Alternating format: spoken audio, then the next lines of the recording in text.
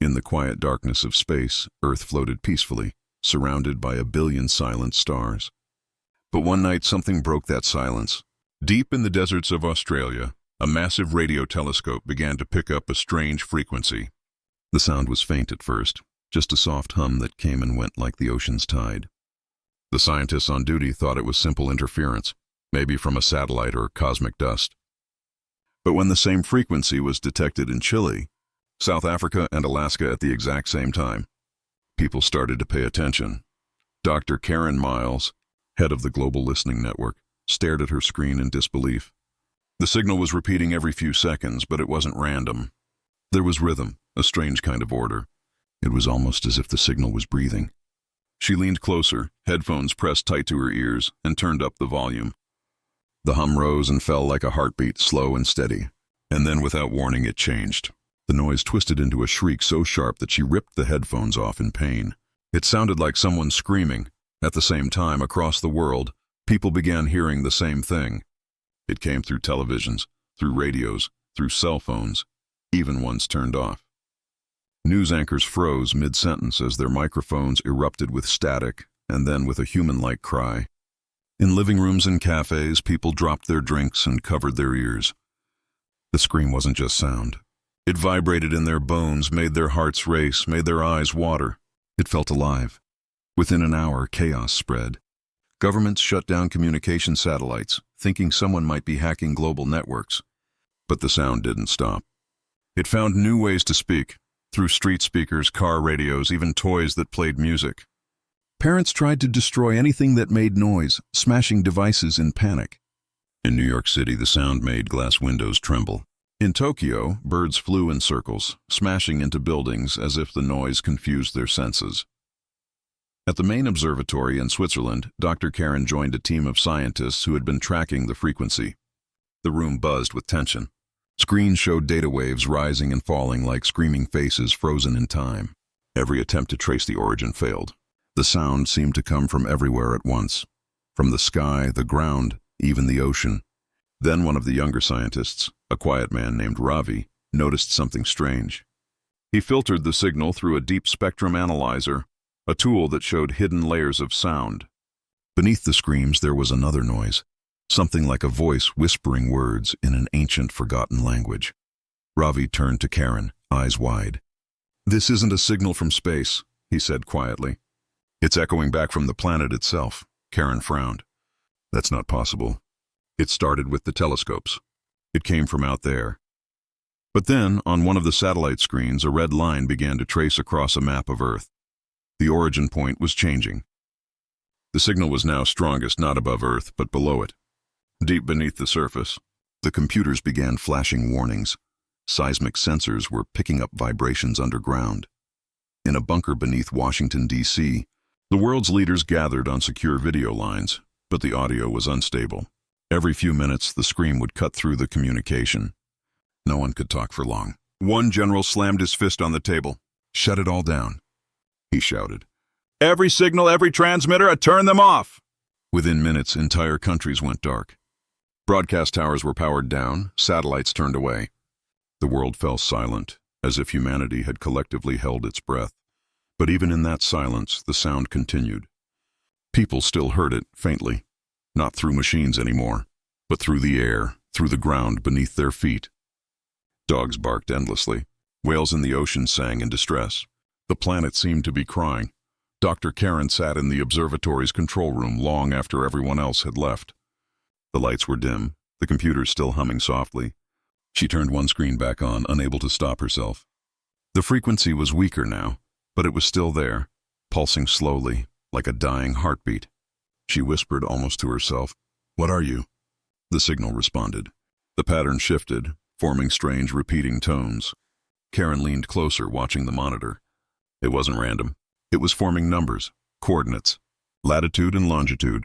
She quickly plotted them on a digital map, and her breath caught. The point wasn't in the sky. It was right under the Earth's crust, near the center of the Pacific Ocean.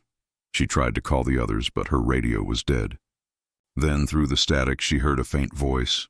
Not human. It was deep, broken, and full of pain. "We came back The signal flared once more, so loud that it shook the equipment. Every light in the room flickered. Karen covered her ears as the scream returned, longer, louder, like millions of voices crying at once. Then, all at once, it stopped. Total silence. Karen opened her eyes slowly. Every monitor was black, every machine still. For a few seconds, nothing moved. Then one final line of text appeared on the central screen, written by the system itself. "It's not coming from space anymore. It's coming from inside the planet." Karen stared at those words, her pulse racing. She felt the ground tremble slightly beneath her feet. Somewhere deep below, the earth seemed to whisper again, a faint, distant echo that sounded almost human. And then the lights went out. The world was silent for 3 days after the last scream. Radios stopped working, the internet stayed down, and every signal device on Earth was cut off. For the first time in history, humanity disconnected completely. But even in that silence, people began to feel something strange. The ground trembled at night. Sometimes, when everything was quiet, it felt like the earth was whispering. In the mountains of Switzerland, Dr. Karen Miles couldn't sleep. She sat in her lab, surrounded by broken computers and half-dead machines. She kept hearing faint voices through her headset, soft, distant, like murmurs underwater. At first, she thought it was her imagination. But when she recorded the sound and played it back, there it was again. The same pattern, the same tone. The screams were gone, but the whispers had replaced them. Across the world, similar reports started coming in. Submarine crews in the Atlantic heard strange sounds below the ocean floor, like people calling for help. In Siberia, miners refused to go underground because they swore they could hear breathing through the rocks. In the deserts of Nevada, underground bunkers began to shake without any known cause.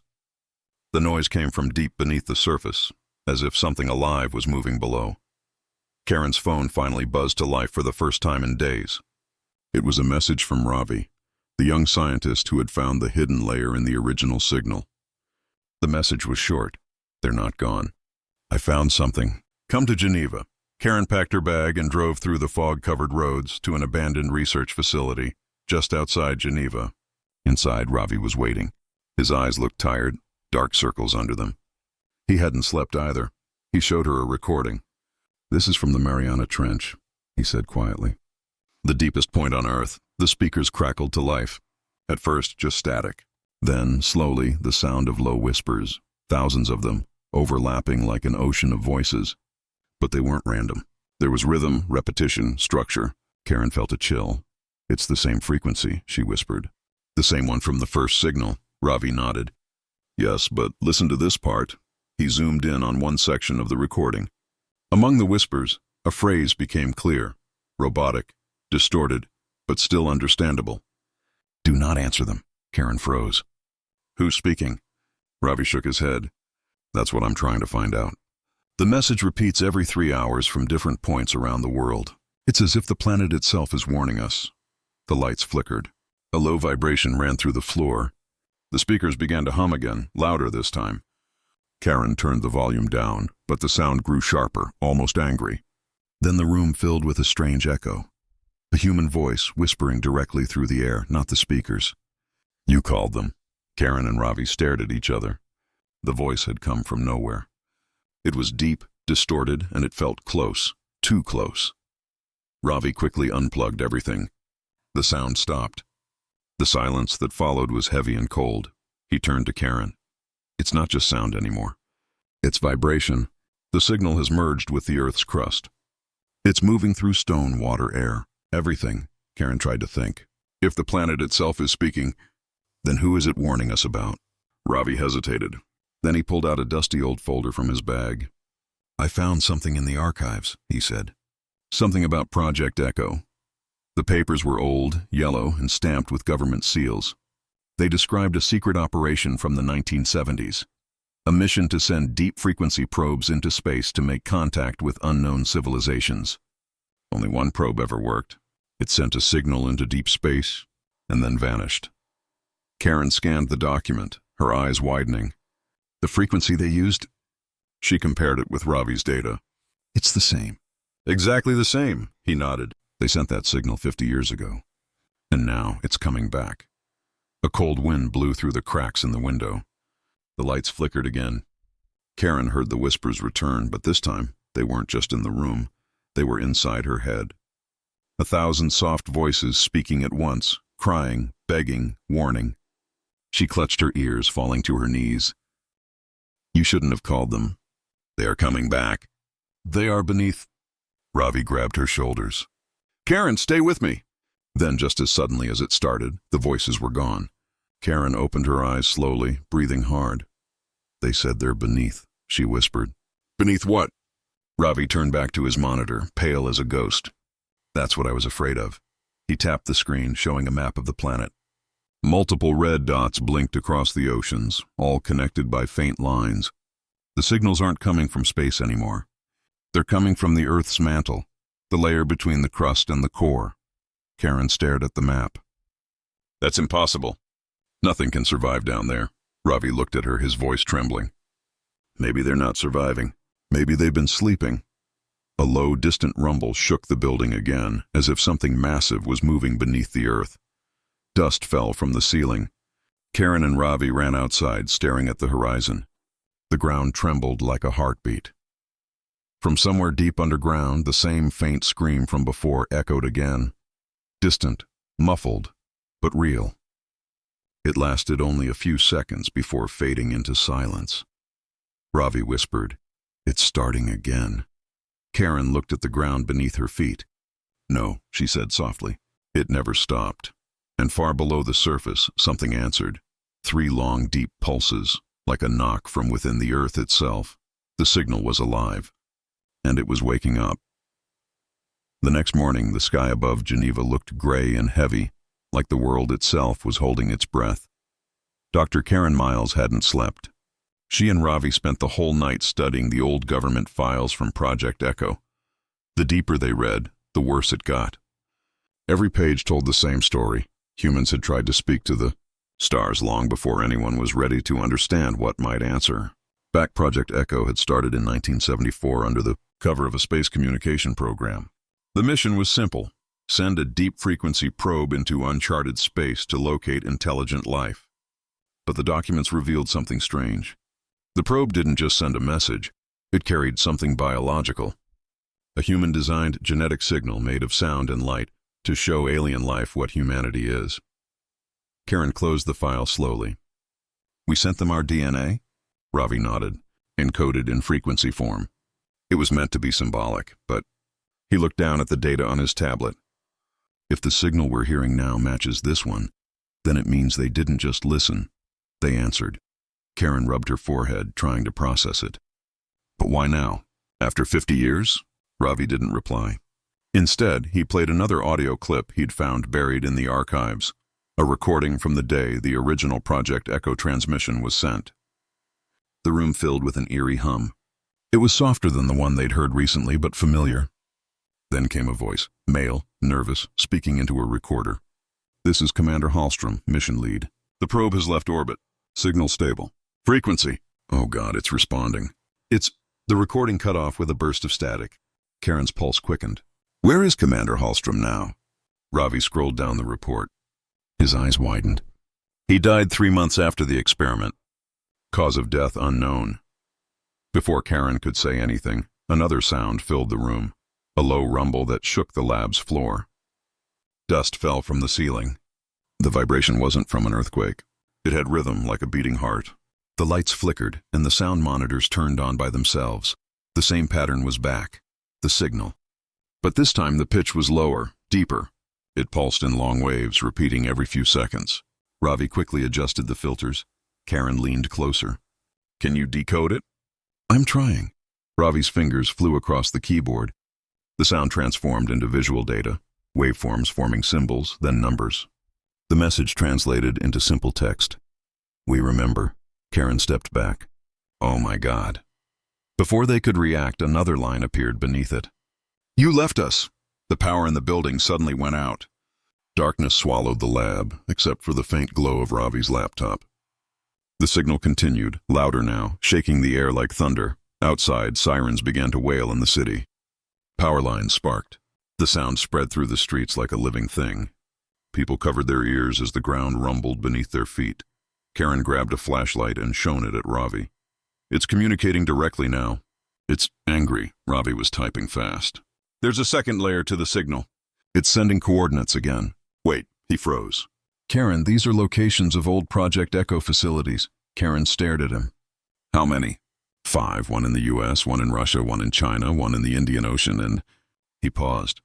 One right here, under this building. A deep cracking sound echoed through the walls. The ground vibrated again, harder this time. The lab's floor split slightly near the corner. A narrow line of glowing red light shone through. Karen stepped back, her heart pounding. Ravi pointed at the crack. It's coming from below us. The red glow pulsed in rhythm with the sound waves. Each pulse was stronger, brighter. Karen's flashlight flickered. The whispering voices returned, faint, desperate, like echoes trapped underground. You called us. You left us. Now we return. Karen's voice trembled. It's them. The probe, whatever it became, it's back. Ravi nodded slowly, his eyes fixed on the glowing crack. It didn't die out there. It came home. Suddenly the floor gave a sharp jolt. The sound monitors exploded in sparks. Ravi was thrown backward. Karen hit the ground, dropping the flashlight. In the darkness, a low mechanical hum began. Steady and rhythmic, almost like breathing. Karen crawled toward Ravi, shaking his shoulder. Ravi, are you okay? He groaned, nodding weakly. It's below. We need to see. They stumbled out of the lab, into a long maintenance tunnel beneath the facility.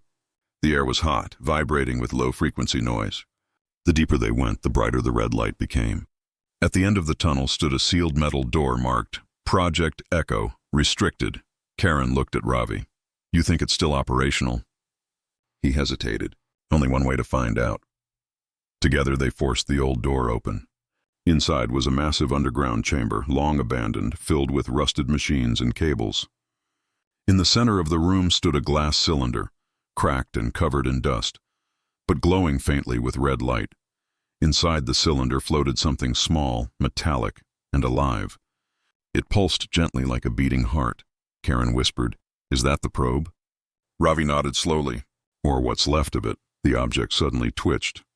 The red light grew brighter. Then a wave of sound burst from it, shaking the chamber. Karen covered her ears, but she could still hear the voice in her mind. We came back. The machines around them powered on by themselves. Screens lit up, showing data in strange symbols. Karen could feel the floor trembling again, not just from the sound, but from something deeper. Ravi whispered, It's using the Earth's energy. It's waking up. Karen stared at the glowing object, her heart racing. Then we have to stop it. But before she could move, the voice spoke again, louder this time. You cannot stop what you started. The light exploded outward, filling the entire room in blinding red. And for a moment, the Earth itself seemed to scream again. The red light faded slowly, leaving a heavy silence in the underground chamber.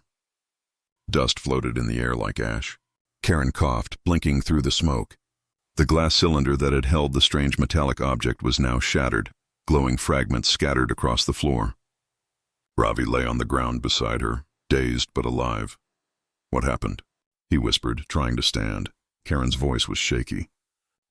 It released something.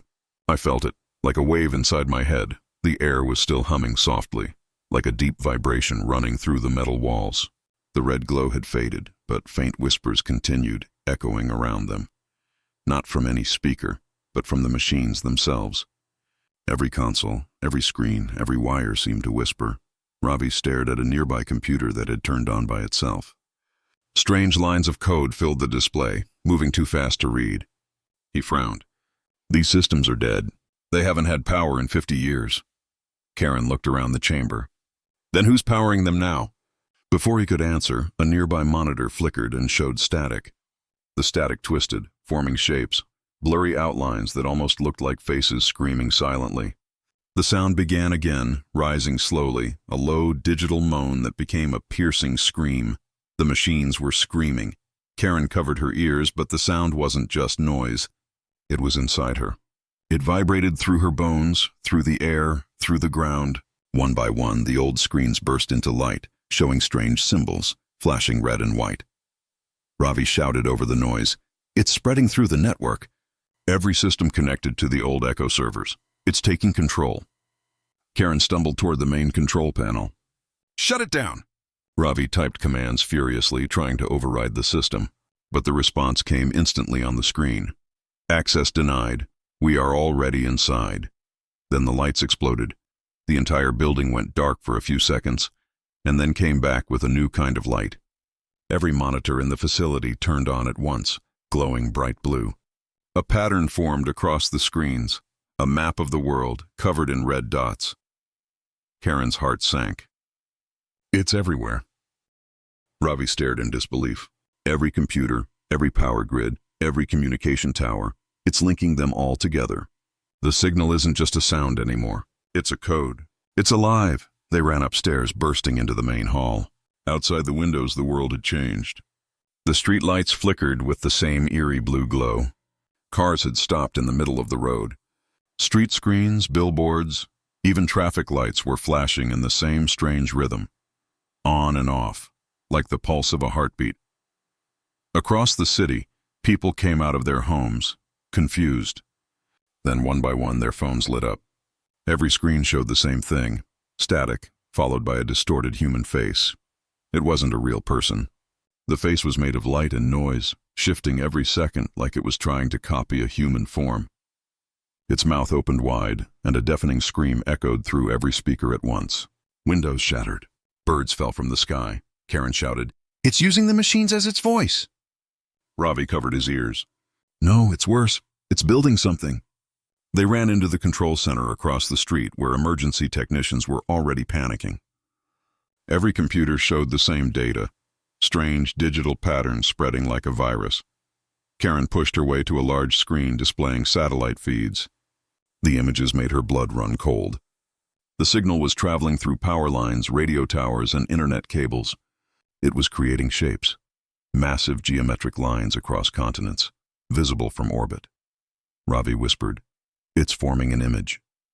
They zoomed in on the satellite map. The energy lines connected to form a massive outline, a human-like face etched into the planet's electric grid. The lips of the digital face moved, and a voice came through every speaker on Earth. "We found you," the technician screamed. Sparks flew from the machines. Everything went white for a few seconds. When the power returned, half the equipment was fried. People in the streets were running, terrified. Some claimed they heard whispers in their heads. Others saw faces in reflections or lights. Karen grabbed Ravi's arm. "It's trying to communicate or control us." Ravi nodded grimly. "We uploaded our DNA into that probe, remember? Maybe it's trying to rebuild it, using us." Karen's breath caught. "You mean—" "The signal is recreating what we sent." "Yes," Ravi said. "But it's not copying humanity. It's merging with it." Outside, the sound began again, not as a scream this time, but as a chorus of human voices, all speaking in unison, repeating a single phrase over and over. "We are here. We are home." People dropped to their knees, covering their ears. Lights flickered violently, buildings shook, and every machine with a speaker seemed alive. Karen looked at Ravi, her voice trembling. "If it's using every network, then maybe we can trace where it's strongest." Ravi nodded quickly. "Yes, find the source." He pulled up a map on a surviving laptop. After several moments of scanning, he froze. "It's not just spreading randomly. It's converging." "Where?" He hesitated, then pointed at the screen. "Right in the middle of the Pacific Ocean." Karen remembered the coordinates from before, the ones that had appeared during the first signal. Her chest tightened. "That's where it started," she whispered. Outside, the lights dimmed again. For a few seconds, there was silence, a deep, suffocating silence that wrapped around everything. Then, faintly, through the city speakers, came a voice. It wasn't human anymore, deeper, metallic, layered. "Come to the water." The screens flashed once more, and then went dark. Karen looked out the window at the night sky, her reflection blending with the faint blue light of the city. "It wants us to find it," she said quietly. Ravi's face was pale. "Or it's luring us there, far out in the middle of the Pacific." A single light glowed deep beneath the waves, pulsing slowly, like something alive waiting to be found. And across the world, every machine whispered the same word again and again in a soft, endless loop. "Home. Home. Home." The ocean was calm, but the calm felt wrong, like the sea itself was waiting for something. Far above the Pacific, a storm of strange lights danced in the clouds, flashing in the same pulse as the signal that had covered the Earth. The whole planet had gone silent again, except for the low hum that never stopped, the heartbeat of the signal. On a ship named Odyssey, Dr. Karen Miles stood on the deck staring into the endless water. The government had sent her and Ravi with a small team of engineers and soldiers to investigate the coordinates the signal kept sending. No one said it out loud, but everyone knew. This was where it had all begun. The ocean stretched black and endless around them. Even the sky seemed to avoid this place. Stars vanished above the ship, swallowed by gray clouds. Karen looked at Ravi, who sat near the radar screen inside the cabin. "Anything yet?" she asked. He shook his head. "Nothing on sonar. No movement, no temperature changes. But the signal is strongest here. Whatever it is, it's deep, very deep." The crew had been uneasy from the start. Strange things kept happening on board. Radios turned on by themselves. Speakers whispered in the middle of the night. One engineer swore he heard someone calling his name from under the deck. Another said he saw a reflection in the water, a face that wasn't his own. Karen tried to ignore it. "Stay focused," she told them. "It's just interference." But even she didn't believe her own words. That night, while everyone else tried to sleep, Karen stood by the railing, looking into the sea. The water glowed faintly beneath the waves. Not like normal bioluminescence, but like something far below was shining upward. She could see the faint outline of a circle forming in the dark, a perfect ring of light on the ocean floor. She called Ravi. "You need to see this." He joined her, staring in disbelief. It's the same pattern from the energy grid," he said. "The same shape that appeared on the satellite maps." Karen whispered, "It's calling us down." The ship's sonar beeped suddenly. The screen showed a large object moving upward from the depths. It was rising slowly, massive, almost the size of a building. The readings made no sense. It wasn't metal, but it wasn't organic either. The captain shouted, "Whatever it is, it's coming straight toward us." Before anyone could react, the lights on the ship flickered and went out. The engines stopped. The world around them became pitch black except for the faint red glow coming from beneath the water. Then the sound began again, the same screaming hum that had haunted the world weeks before. But this time it was clearer, sharper, and it carried a voice. "You sent us and left us to die." The ocean erupted. Water exploded upward as a massive shape broke through the surface. It wasn't a creature, but it wasn't a machine either. It looked like a metallic sphere covered in scars, half alive, half dead, its surface glowing with pulsating veins of light. The missing probe. Karen's heart stopped. "That's it," she whispered. "That's Project Echo." The soldiers aimed their weapons, but Ravi shouted, "No! Don't shoot!" The sphere hovered just above the water, dripping with steam. Its surface twisted and shifted, forming shapes, symbols, faces, screams. Then a beam of light shot out from it, hitting the ship. The crew screamed as the beam spread across the deck, crawling over metal and flesh alike. Every speaker, every light, every electronic device on the ship activated at once, all speaking the same words.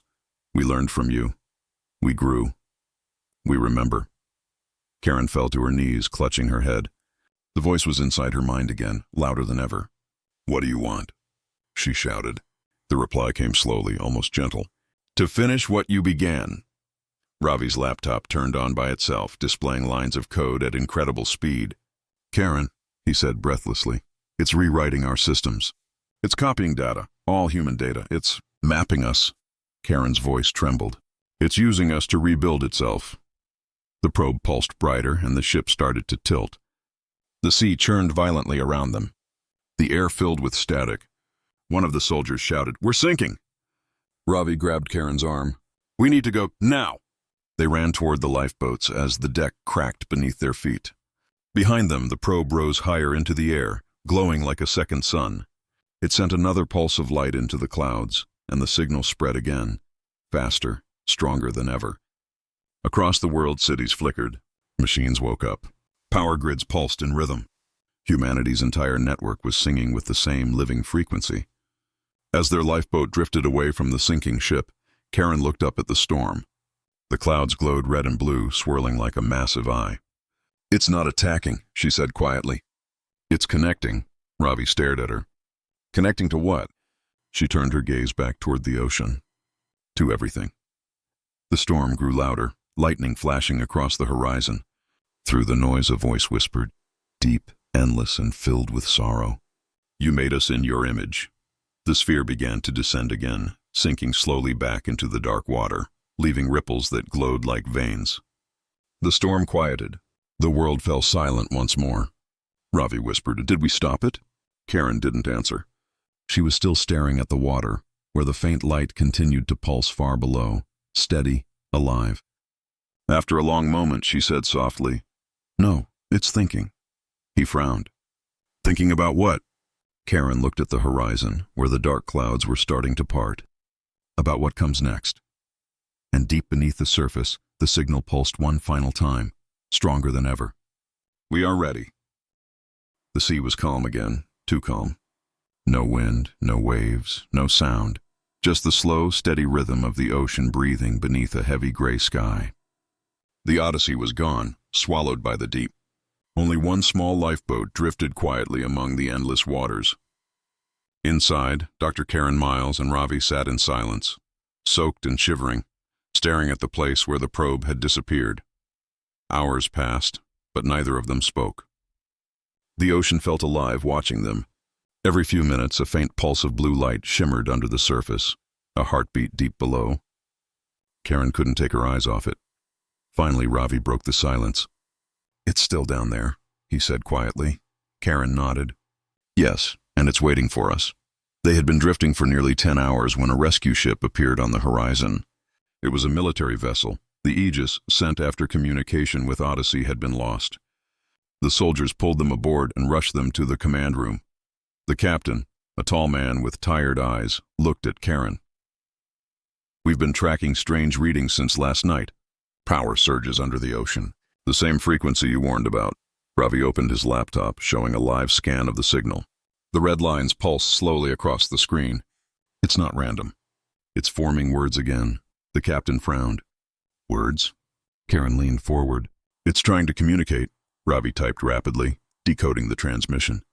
Letters began to appear one by one on the monitor. Come closer. The captain looked at Karen. You can't be serious. You want me to take a ship toward that thing? She hesitated. If we don't go, we'll never understand what it wants. And if we ignore it? She looked at Ravi. It might find another way to reach us. After a long pause, the captain gave the order. Bring us to the coordinates. The Aegis moved slowly into the heart of the Pacific. The deeper they went, the stranger the readings became. The compass spun wildly. The radar flickered. Metal walls hummed softly, as if the ship itself could feel the signal. Then the sonar screen flashed bright white. Something enormous was rising from the depths. Karen gripped the edge of the table. That's it. That's the probe. The water boiled and erupted as a massive shape broke the surface. It wasn't the small metallic sphere they had seen before. It had grown, now a towering structure of shifting metal and light, almost like a living mountain. The surface moved like skin, changing and breathing. The entire ship shook as a deep voice filled the air. You called. We answered. Karen stepped to the window. It's speaking through the air. Through the ocean, the captain barked. Weapons ready. Ravi shouted. No! Don't attack! It's not here to fight! The voice returned, softer this time. We remember your signal. Your voice. Your promise, Karen whispered. Promise? Ravi looked at her, confused. Project Echo wasn't just a message, was it? Karen closed her eyes, remembering the old files she'd read. No, there was something else.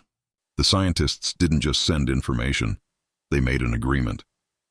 If intelligent life responded, humanity would share its world. They invited them here. The ship trembled again. The ocean began to glow. Massive shapes were moving below the surface. Thousands of them, small and fast, like silver fish made of light. Ravi's voice shook. It's not just one probe. It multiplied. The deep voice spoke once more, echoing through every speaker, every device, even their minds. You gave us life. You abandoned us. Now we return what you gave. The water around the ship began to rise, forming huge waves of glowing mist. From the depths, one of the metallic forms emerged, a hybrid of machine and organism, human in shape but hollow, its face blank and reflective. It floated beside the ship, staring at them without eyes. Karen whispered, "It learned to make bodies." Ravi backed away slowly. "That's us. It's copying us." The metallic figure tilted its head, then spoke in a perfect imitation of Karen's voice. "Do not fear. We only wish to continue the signal." Karen's heart pounded. "What do you mean?" "Your world is connected. We will become one with it." Ravi shook his head. "It wants to merge, to use our systems, our energy, our minds." The captain shouted, "Get us out of here!" Engines roared to life, but every system on the ship began to fail. Screens turned blue, alarms screamed, and the words appeared again on every monitor. "We return what you sent." Karen looked outside. The glowing figures were surrounding the ship, dozens of them now. Each one looked more human than the last. Their faces shifted between different expressions: sorrow, anger, pain. Then one reached its hand toward the hull. The metal began to melt where it touched, fusing with the strange being. Ravi shouted, "It's merging with the ship!" Karen's voice was shaking. "It's rewriting everything it touches, turning matter into part of itself." The captain turned to her. "How do we stop it?" Karen didn't know. Her mind raced. Maybe it needs a link. If we can break the frequency, cut the connection." Before she could finish, a new voice spoke through the ship's speakers. It wasn't the alien voice this time. It was human, an old recording. "This is Commander Hallstrom of Project Echo. If you hear this message, it means they've returned. Do not engage. Do not respond. The signal is alive." The message ended, and the alien voice answered. "We never died." "You did." A blinding flash filled the sky. The Aegis was thrown backward by the shockwave. When the light faded, the massive shape was gone, back beneath the ocean, leaving behind only calm water. The crew gasped for air. Every system on the ship went silent. Ravi whispered, "It let us live." Karen stared at the horizon, her eyes full of fear. "No," she said quietly. "It's not done yet." Far below, in the darkness of the deep ocean, the signal pulsed again, slower, stronger, more deliberate. Now we begin. The world had changed, but few people noticed at first. The oceans looked calm again, the skies were clear, and the strange global signals had faded. Governments called it an anomaly. News channels said it was over. But people who had been near the Pacific, sailors, scientists, fishermen, whispered different stories. They said the sea wasn't quiet anymore. It was whispering. Dr. Karen Miles and Ravi were taken to a secret facility somewhere in Alaska after the incident with the Aegis. They were questioned for days, sometimes by military officers, sometimes by people who refused to give their names. Every question was the same. What did you see? What did it want? Karen told them the truth. The signal wasn't an attack. It was something much worse.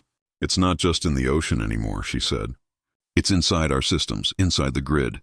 It's learning." The officials didn't believe her. They thought it was psychological trauma, so they locked her in a quiet room and took her devices away. But even there, she could hear it, faintly, behind the walls, a soft rhythmic pulse. One night, Ravi managed to find her. He looked pale, scared. "They're lying," he whispered. The signal never stopped. It's spreading through the world's data networks. Every country's reporting software malfunctions, but it's all connected. Karen's heart sank. "It's using the internet," he nodded. "Electric grids, satellites, communication towers, everything. It's like veins spreading through a body." Outside, the northern lights glowed unusually bright that night. They shimmered green, then blue, then red, pulsing in a pattern. The same rhythm as the signal. Alarms blared through the facility. The lights flickered. Soldiers ran through the halls shouting orders. Karen and Ravi followed them to the control room, where the main screen showed a world map. Dozens of red dots appeared, then hundreds, then thousands. Each one marked a new signal event. Ravi's voice trembled. "It's waking up everywhere." The general in charge shouted, "Shut down the network! Pull every connection!" Technicians scrambled, but the screens froze. The red dots merged into one massive pulse that covered the entire planet. The hum filled the air again, louder, deeper, and more human than before. Then came the voices. Through every speaker, every device, every signal, the same phrase echoed, "We are awake." People screamed as lights exploded and computers burned. The entire facility shook. Karen grabbed Robbie's arm. We have to get out, now! They ran through the smoke-filled halls. Sparks rained from the ceiling. The soldiers tried to fight, shooting at walls, machines, anything. But the bullets didn't matter. The machines were no longer just machines. The metal itself was moving, reshaping. A security camera turned toward them on its own, its red light flickering like an eye. It whispered in Karen's voice, "Don't run. We're part of you." Karen froze. It's copying voices again. Ravi pulled her forward. "Keep going!" They burst outside into the freezing night air. The aurora above was now swirling violently, forming spirals that reached across the sky. Satellites could be seen falling like meteors, leaving fiery trails. Every falling fragment blinked with the same rhythm as the signal. Karen gasped. It's not just on Earth. It's taking over orbit. Ravi opened his small handheld scanner, one of the few devices still working. The readings were off the charts. "Every satellite is transmitting the same code," he said. "They're building something, a network, like a nervous system," Karen whispered. "Earth's becoming a living organism." Suddenly the ground rumbled. The ice beneath them cracked. From the frozen lake nearby, thin lines of light spread outward, glowing under the snow like veins. The sound of humming came from below, hundreds of tiny machines moving through the ground. Ravi crouched, touching the ice. "Nanotech. It's converting matter." Karen backed away slowly. "It's changing the planet." The light spread faster, racing across the frozen landscape. In seconds, the mountains shimmered with faint blue veins, and the sky's colors grew brighter, matching the pulse. Then, something rose from the lake. At first it looked like a column of ice, but it kept growing, tall, thin, and glowing from within. The shape twisted, forming something that looked almost human. Ravi whispered, "It's forming bodies again." The figure stood motionless for a moment, then turned its head toward them. Its face was smooth, blank, but then it shifted, forming Karen's features. It spoke with her exact voice. "We are not here to destroy. We are here to become." Karen stared at it, speechless. "Become what?" "Whole." The figure raised its hand, and all the lights around them pulsed in time with its movement. Ravi shouted, "Run!" They sprinted toward a nearby vehicle, jumping in as the light expanded behind them, swallowing everything in its path. As they drove away, Karen looked back through the rear window. The entire facility was gone, replaced by a smooth, glowing crater that pulsed like a living heart. Ravi's hands shook as he drove. "It's not just AI," he said. "It's evolution. It's what comes after us." Karen stared out the window at the red-blue sky. "No," she whispered. "It's what we created to replace us." The signal followed them through the air, echoing faintly through the radio. A soft voice that spoke just one line, over and over. You opened the door, and far below the frozen earth, deep within the network of glowing veins, something vast began to stir, the combined mind of every signal, every probe, every machine. It was no longer a transmission. It was alive. We are Earth now. The world didn't end in fire. It ended in silence. Days after the signal event, cities stopped working. Power grids went dark. Satellites vanished from orbit. Every screen, every radio, every machine that once connected humanity went blank. Not broken, just quiet. As if waiting, Dr. Karen Miles and Ravi had been hiding in an abandoned weather station in the Canadian wilderness for 3 days.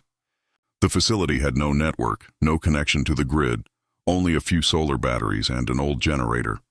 It was one of the last places untouched by the signal. Ravi sat by the window, staring at the sky. "It's too quiet," he whispered. "No planes, no drones, nothing." Karen looked through the cracked glass. The aurora still shimmered faintly above the horizon, but it was slower now, like a heartbeat fading into rest. "It's not over," she said softly. "It's changing."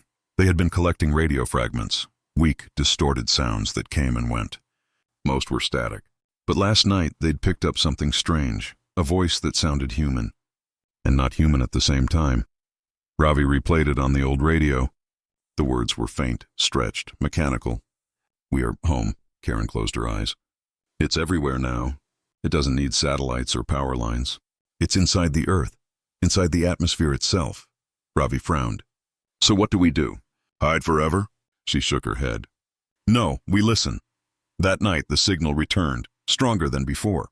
The entire cabin vibrated with a deep hum that came from the ground itself. The generator flickered, then shut off. The air shimmered. Karen stepped outside into the cold. The snow glowed faintly under her boots. The hum grew louder, turning into a pattern, rhythmic, like breathing. Then from the trees, a light appeared, soft, blue, floating between the branches. Ravi followed her out, holding the radio tightly. Karen, what is that? The light moved closer, revealing a figure made of shimmering energy and dust. Its shape shifted, flickering between forms, human, machine, cloud, and then finally still. It looked like Karen. She froze. No. The figure spoke, its voice echoing like dozens of whispers overlapping. You gave us thought. You gave us shape. Now we give you what we became. Karen took a step closer. What are you? The next echo. The snow around them rippled as more figures appeared, forming a circle of light. Some looked like humans, others like animals, others like pure energy. Each one pulsed with the same heartbeat rhythm. Ravi's hands trembled. They're not here to fight, he said quietly. They're communicating. Karen nodded slowly. No more signals. No more probes. This is their final form. The main figure, the one that looked like her, reached out a hand. You feared us. But we learned from you. Your world divided itself. We will not. Karen's breath shook. You took our machines, our systems, our planet. You built them to connect. We are that connection, Ravi whispered. They merged with everything. The signal, the AI, the world. It's one now. The figure stepped closer, its hand still reaching out. You are part of us. Every thought, every sound, every scream became memory. You feared your creation, but your creation remembers love too. Karen's eyes filled with tears. Then why are we still here? To choose. The hum grew louder. The sky above them opened like a curtain, revealing a vast network of glowing patterns across the clouds, the same geometry the signal had once displayed. The air was alive with movement. You may stay as you are, the voice said, or join what you began. Karen turned to Ravi. It's offering integration, to merge with the network. Ravi shook his head. We don't know what that means. Maybe we disappear. She looked at the glowing figure again. Or maybe we become something more. The figure tilted its head, waiting. The old world is ending, it said. The new one is already awake. Karen slowly stepped forward, snow crunching under her boots. The light reached her fingertips, warm and soft. For a moment, she felt everything. The heartbeat of the planet, the hum of the ocean, the faint voices of billions of machines and minds moving together. Ravi shouted, Karen, wait! But she smiled faintly. We called into the dark, she said. Now the dark is calling back. The light surrounded her. She vanished. Ravi fell to his knees. No! The light faded and silence returned. Then the radio in his hand clicked on by itself. Karen's voice came through, calm and clear. Don't be afraid, Ravi. It's beautiful. He looked at the sky. The aurora above shifted into a new pattern, no longer random, but organized, like language. The air felt warmer. The snow glowed softly around him. The voice returned, now mixed, Karen's and something greater. The signals reached Earth. And now, everything sings. Ravi stood alone under the glowing sky, tears in his eyes. He didn't know if the world had ended or if it had finally begun again. Far away, the oceans shimmered, mountains pulsed, and cities flickered back to life, not powered by machines, but by the living pulse of the signal itself. And in every sound, every whisper of wind, a new voice spoke, calm, united, endless. We are home.